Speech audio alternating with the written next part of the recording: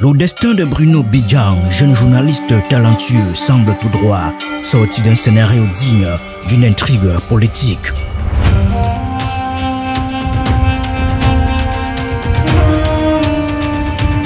Employé par le puissant média Vision 4 au Cameroun, propriété de Jean-Pierre Amougou Belinga, surnommé le mania de la presse dans le pays, Bruno Bidjan a vu sa loyauté mise à l'épreuve dans des circonstances ahurissantes.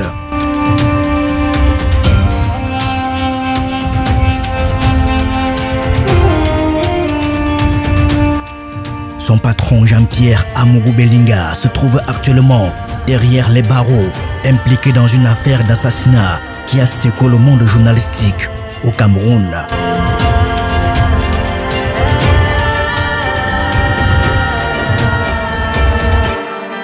Malgré cela, Bruno Bidjan a juré fidélité à son employeur et a même partagé sa détention pendant un mois avant d'être libéré. En retour, son patron l'a nommé directeur général de son groupe de presse Anecdote, un empire médiatique très influent.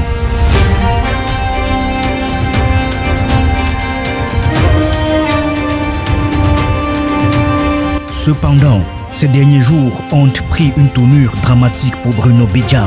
Suite à l'augmentation des prix du carburant et à la montée du coût de la vie au Cameroun, il a osé exprimer publiquement son mécontentement et appeler le peuple à ne pas se soumettre à un gouvernement qu'il accuse de spolier la population au profit de ses propres intérêts. Probable augmentation du prix du carburant à la pompe, et vous appeliez le peuple camerounais à dire non à cette augmentation.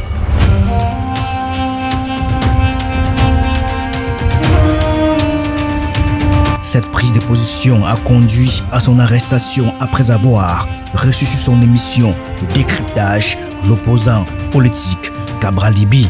C'est justement le pire qui se produit.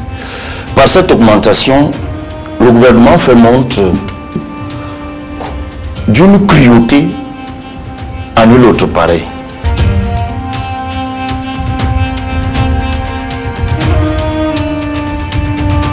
Pourtant, ce geste courageux a entraîné un revirement soudain de sa propre entreprise. Le média Vision 4 s'est désolidarisé de ses actions et a même imposé le silence à son personnel sur les réseaux sociaux.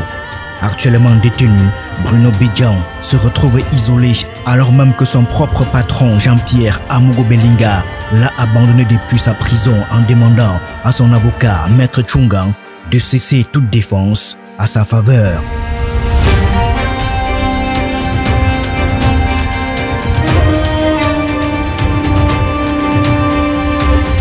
Cette trahison impensable a plongé le jeune journaliste dans une situation déchirante où il se retrouve seul face à des accusations potentiellement graves.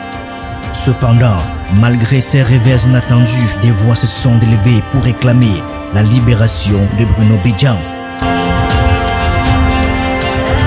Des journalistes tels que Aman Mana, des personnalités politiques dont Jean-Michel Nitieu et même la patronne du Redac, Maximilienne Ngombe, ont appelé la justice en faveur du jeune journaliste.